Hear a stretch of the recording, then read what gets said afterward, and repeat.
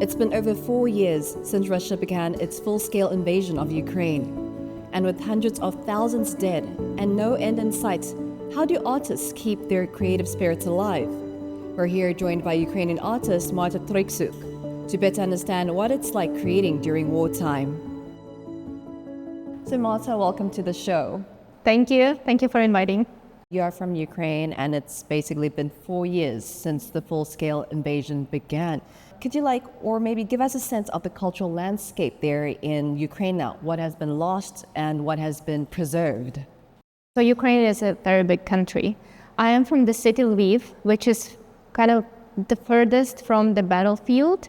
Of course, it's still affected, but we call it cultural capital of Ukraine, and cultural life is quite vibrant now in my city. The same as in the capital, of course, but many cities suffered, especially the closer to the war zone. We lost museums, we lost cultural institutions, we lost artists. Of course, that's still present, but art and cultural life didn't stop, and actually it flourished in a way, in a really bizarre way. But if you look back to the history of wars, you will see that actually art and artists, they are first to react, and they are quite proactive, communicating about the societies, the issues, and themselves through their art. So we can see that art has become more and more important in Ukraine. Can you tell me, how are artists coping there?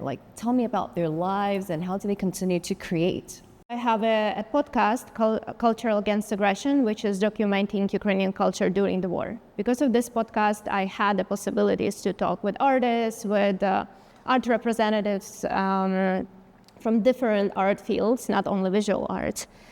And we touched this topic of the reaction and of artists on the full-scale invasion and, such tragedy and such high pressure and the threat.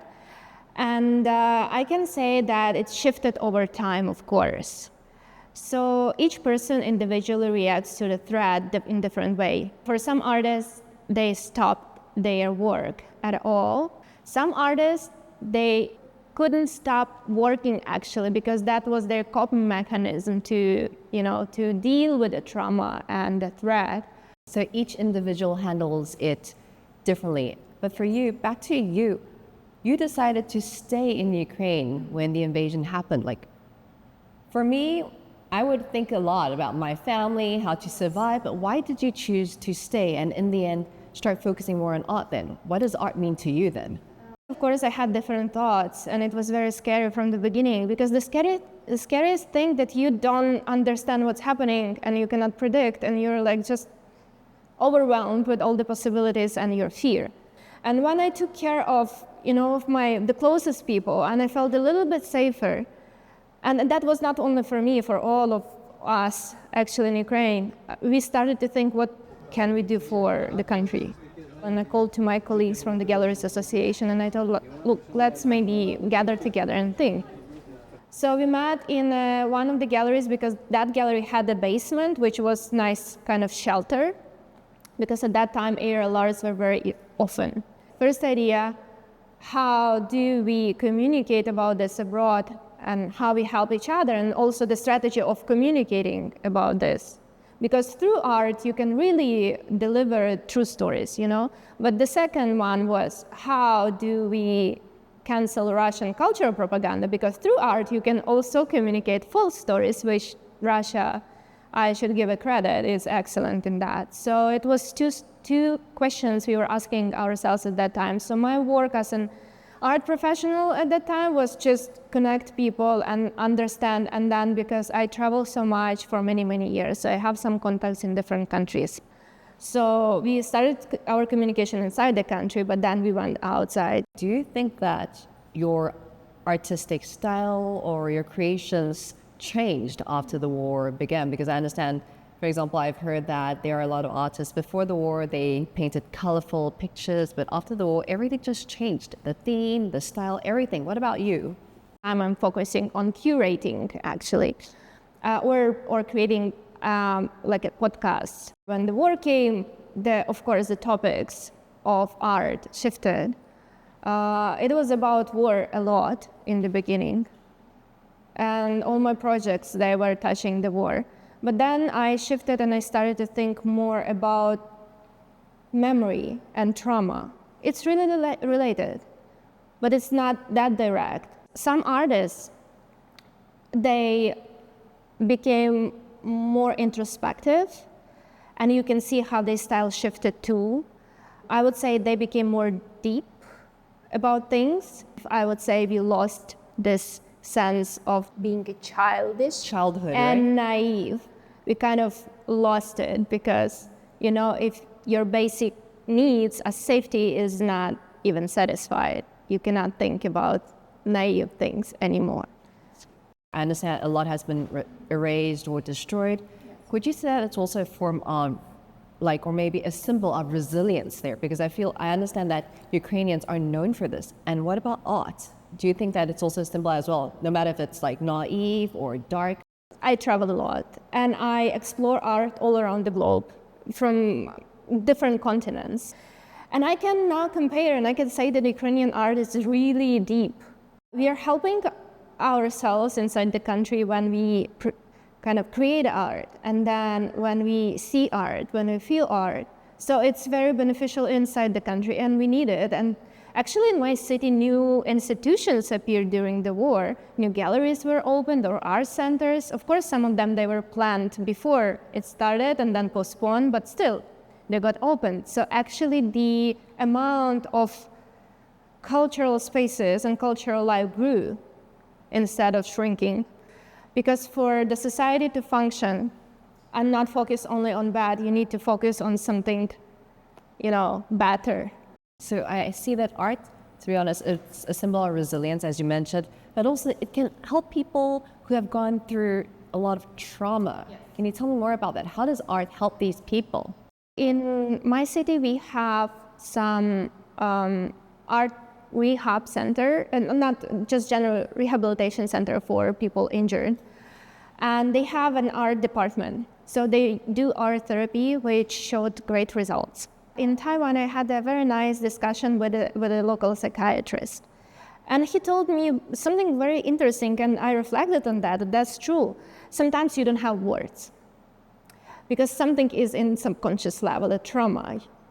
But then if I give you some other tools to express, maybe when you express and then see it, maybe you will find words. So actually it helps people to understand themselves, to express, to let go, to ease. But also even if they're not creating something, it's also very beneficial because they still can enjoy art. They can see art, they can interact with art, and they can find meaning. Living in a country at war, it's, to be honest, it's so difficult. I myself, I can't imagine it. But what about you? How has it helped you go through the most challenging times and actually be able to sit here and talk about it and tell people around the world the situation in Ukraine via art? How do you do it? I see the meaning of that. I understood how it can help. It's not obvious when you think, when you have war, why should you care about art? Why should you care about your culture? But actually, that's what defines us as a society. Our culture and art is part of it. It's also a great tool to communicate, even without words, because it's international language. You don't need to know the language to enjoy art. So as you mentioned, international connection, having partners around the world helping each other, Yes. It's really important. And I think that's why you're actually here in Taipei as well, right? Yes. So we're currently at one of the exhibitions, Undertow Drifts. Can you tell me more about this exhibition here? I know that Taiwan is in very special position, and I think we have a lot in common. So that's how I met some art professionals from here. They invited me be a curator. So I brought 3 artists, Ukrainian artists here, and we had the first art and culture exchange, and I curated the exhibition. Then I came one more time, and then I met Isa Ho, which is the artist of this exhibition.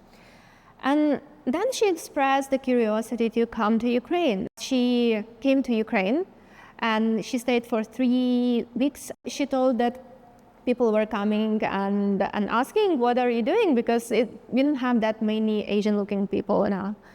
And she told, I came to do an art research about Ukrainian women during the war.